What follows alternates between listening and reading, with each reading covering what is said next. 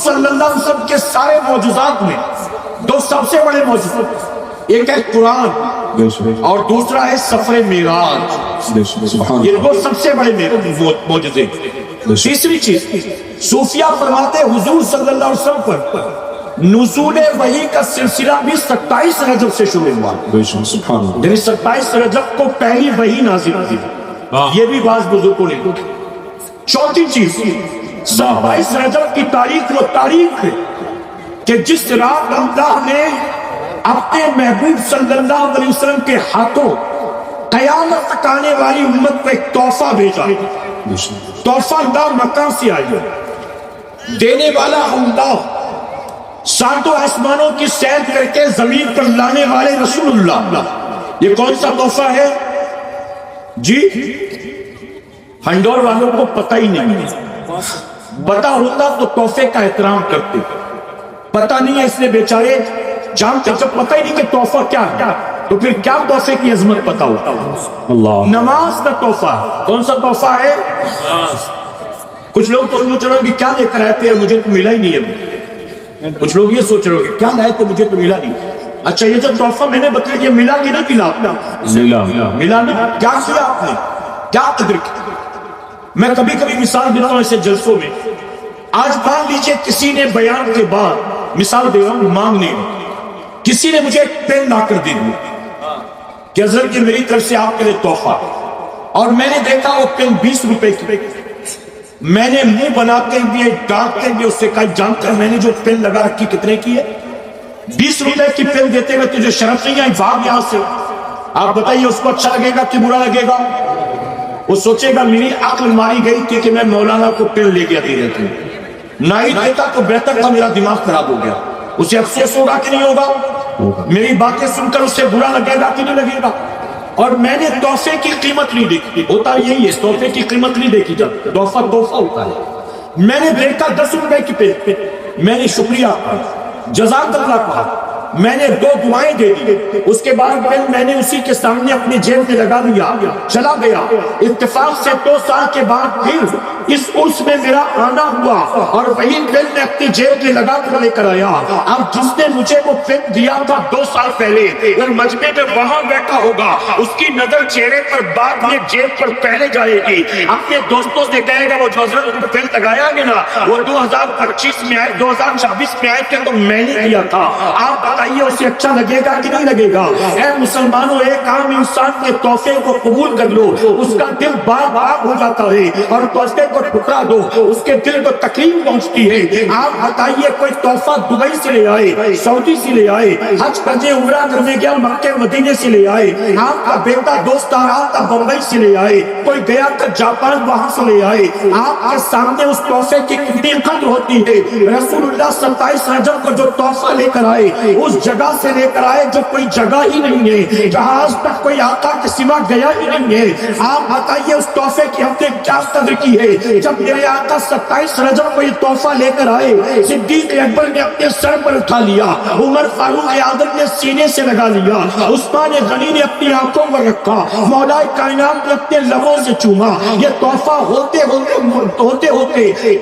ہوتے تابعین کرام تک پہنچا، تابعین کرام تک پہنچا، ائمہ تک پہنچا، مجددین تک پہنچا، غوث و خواجہ تک پہنچا۔ یہ تحفہ ہوتے اولیاء صوفیہ تک پہنچا۔ یہ تحفہ جس تک پہنچا، ہر کسی نے اپنی جان سے زیادہ رسول اللہ کے لائق تحفے سے محبت کی، اپنی نیند کو قربان کیا، اپنا کام دھندا چھوڑ دیا، باہر کی چوٹی پر چلے گئے، میدان جنگ میں اس تحفے کی حفاظت کی، انہوں نے سب کچھ لٹا کر تحفے کی حفاظت کی۔ لیکن جب یہ تحفہ صحابہ قربان دین سے ہوتا ہم تک آپ تک پہنچا، ہم نے کیا کیا؟ ہم نے تحفے کو اٹھا کر پیٹ کے پیچھے دیکھ دیا۔ ہمیں دکان پیاری ہے، رسول اللہ کا تحفہ پیارا نہیں ہے۔ ہمیں IPL کا میچ پیارا ہے، رسول اللہ کا تحفہ پیارا نہیں ہے۔ ہمیں سردیوں میں گرم بستر پیارا ہے، رسول اللہ کا تحفہ پیارا نہیں ہے۔ ہمیں دکانداری پیاری ہے، رسول اللہ کا تحفہ پیارا نہیں ہے۔ ہمیں نوکری کام دھندا پیارا ہے، رسول اللہ کا تحفہ پیارا نہیں ہے۔ ہمیں دنیا کی چاند پلی پیاری ہے، رسول اللہ کا تحفہ پیارا نہیں ہے۔ ارے عام انسان بھائی تحفے کو اگر اترا دو تو اس کا دل ٹوٹ جاتا ہے، تم رسول اللہ کے تحفے کو اٹھا کر پیٹ کے پیچھے پھینکو گے کہ اللہ تمہاری روزی میں برکت دے گا، اللہ لوگوں کے دل میں تمہاری عزت پیدا کرے گا، تمہاری اولاد تمہاری فرما بردار بنے گی، اللہ تمہیں کامیابی دے گا۔ اے مسلمانوں، رسول اللہ کا دل دکھا کر کیا دنیا میں کبھی کامیاب ہو سکتے ہو؟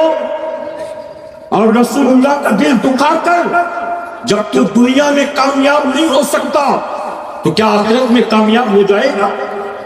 آخرت میں کامیاب ہو جائے گا؟ آج اس محفل پاک سے اٹھنے سے پہلے جن کے عرس میں آئے ہو، دل ہی دل میں انہیں گواہ بناؤ۔ اس وقت اللہ کے فرشتے بھی موجود ہیں، فرشتوں کو گواہ بناؤ، طے کر لو آج کے بعد دنیا ادھر کی ادھر ہو جائے، جان بوجھ کر ایک وقت کی نماز قضا نہیں کروں گا، کہے انشاءاللہ۔ انشاءاللہ۔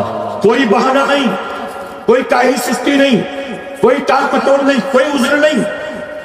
فرمایا کہ ایک نوجوان، ایک مسلمان، حقیقت نہیں نا، ایک مسلمان جن کے دونوں ہاتھ دونوں پیر کٹ گئے، ایسے معذور پر نماز معاف نہیں۔ کہا گیا کیسے پڑھے؟ مسجد تک جا نہیں سکتا، وضو کے لیے لوٹا اٹھا نہیں سکتا، نل چلا نہیں سکتا، وہ نماز کیسے پڑھے؟ تو فرمایا بزرگان دین نے تیمم کی نیت سے اپنے چہرے کو دیوار میں ہلکے سے رگڑ لے، یعنی دیوار میں مسح کر لے اور جا کر نماز کو ادا کرے، اس پر نماز معاف نہیں ہے۔ آپ بتائیے جس کے دونوں ہاتھ دونوں پیر نہ ہو اس پر نماز معاف نہیں ہے۔ اے ہٹے کٹے کڑیل جوان، اے بابا زردہ گٹکا کھانے والے، اے فلمیں دیکھ کر اترانے والے، اے گانے گنگنانے والے، اپنی جوانی پر ناز کرنے والے، زمین پر پیر پٹک کر چلنے والے، اپنے دوست کی بارات میں کمر مٹکا کر ناچنے والے، بتا کے آگے بڑھ بڑھ کر پھوڑنے والے، بتا کیا اس پر نماز معاف ہوگی؟ اعلیٰ حضرت عظیم البرکت فرماتے ہیں ایک عورت کو درد ذیل ہو رہا ہو، لیبر پین ہو رہا ہو، اس کو ڈیلیوری کے لیے لیبر روم میں لے جایا جائے۔ اب آپ بتائیے عورتوں کو، آپ کے بیوی کو کبھی دیکھا ہوگا، آپ نے کبھی بیٹی کی کیفیت دیکھی ہوگی، آپ بتائیے نہیں تو کسی بکری کو تو آپ نے دیکھا ہوگا۔ بچے کی ولادت کے وقت عورت کی جان جو ہے اس کے لبوں پر ہوتی ہے، اس کی کیفیت دیکھیں کیا ہوتی ہے، کیسا درد، کیسی تکلیف ہوتی ہے، مرد محسوس نہ کر سکے عورتیں تو محسوس کر سکتی ہیں۔ اعلیٰ حضرت عظیم البرکت فرماتے لیبر پین ہو رہا ہے، اس کو ڈلیوری کے لیے روم میں لے جایا گیا، ابھی بچے کی ولادت شروع ہوئی تھی، آدھا بچہ جسم سے باہر نہیں نکلا تھا، ابھی نجس خون جسم سے نکلنا شروع نہیں ہوا تھا اور نماز کا وقت ہو گیا۔ ایسی صورت میں اس عورت پر بھی وہ نماز معاف نہیں ہے۔ آپ بتائیے جب جان لبوں پر ہو، بچے کی ولادت کا موقع ہو، ایسے میں اس عورت پر نماز معاف نہیں۔ آپ بتائیں سیریل دیکھ دیکھ کر اور ہر جگہ میں ناچ ناچ کر، ڈھول ڈھولے بجا بجا کر ہم پر نمازیں قضا کی پڑتی ہے، کیا اللہ ہمیں معاف کرے گا؟ اور میں اپنی ماں بہنوں سے ایک جملہ کہتا ہوں، میرا جملہ بڑا درد ہے، میں نے خود یوپی سے میں تعلق رکھتا ہوں، اسی گاؤں سے اپنی آنکھوں سے میں نے دیکھا ہے۔ ہمارے گاؤں میں کئی عورتیں ایسی ہوتی ہیں جو پورے گاؤں کے جگہ میں ناچنے کے لیے مشہور ہوتی ہے، اپنے گھر میں بھی ناچتی ہے، اڑوس پڑوس والے بھی بتاتے ہیں فلاں نانی کو لے آؤ، فلاں خالہ کو لے آؤ، فلاں چچی کو لے آؤ، اور جانتے ہو پورے گاؤں میں ناچنے گانے کے لیے مشہور ہوتی ہے۔ وہ کبھی اللہ کا سجدہ نہیں کرتی، قرآن کی تلاوت نہیں کرتی، رسول اللہ کی نعتیں نہیں پڑھتی، انہوں نے رجبوں میں ناچ ناچ کر زندگی گزار دی، پوری رات ہر جگہ کے نام پر ناچ گانا ہوتا ہے، عورتیں جمع ہو کر رات بھر ناچتی بھی ہے، مستی بھی کرتی ہے، گالیاں بھی گاتی ہیں، کمر بھی مٹلاتی ہیں، ڈھول کے تھاپوں پر تھرکتی بھی ہے اور رات بھر جملہ بھی بناتی ہے، اور جملہ بنانے کے بعد کیا کرتی ہے؟ 6 8 10 12 20 25 گلگلے لے جا کر مسجد کی تاق میں رکھ دیتی ہے، یہ سمجھتی ہے کہ مسجد کی تاق میں میں نے جب گلگلے رکھ دیے رات کا پاک بھول جائے گا، رات کا گناہ معاف ہو جائیں گے، رات کا ناچنا معاف ہو جائے گا۔ تو نے کیا سمجھا معاذ اللہ یہ 7 گلگلوں سے اللہ راضی ہو جائے گا، یہ تیرے رات بھر ناچنے کو اللہ معاف کر دے گا؟ تو نے گلگلوں کو اللہ کی رضا کا ذریعہ سمجھ رکھا ہے، ارے گلگلے اللہ کو راضی نہیں کرتے، اللہ کے سجدے اللہ کو راضی کرتے ہیں۔ ڈھول کی تھاپ پر تھرکنے والیوں توبہ کرو تیرے اپنی بارگاہ میں، توبہ کرو۔ تم ایک وقت کی نماز نہیں پڑھتی اور تم یہ امید کرتی ہو کہ میرا بیٹا علادین کے چراغ کی طرح، علادین کے چراغ کے جن کی طرح میرا فرما بردار ہو جائے۔ ہر وقت کھڑا رہے میری چوکٹ پر، کیا الٹے میرے آقا، کیا الٹے میرے آقا تو رب رسول کی بات نہ مانے اور آپ کو چاہے کہ اولاد نوکر بن جائے، یہ کبھی ممکن نہیں۔ اللہ کے حبیب پاک کے صدقے ہمیں آپ کو سب کو کہنے سننے سے زیادہ عمل کرنے کی توفیق عطا فرمائے۔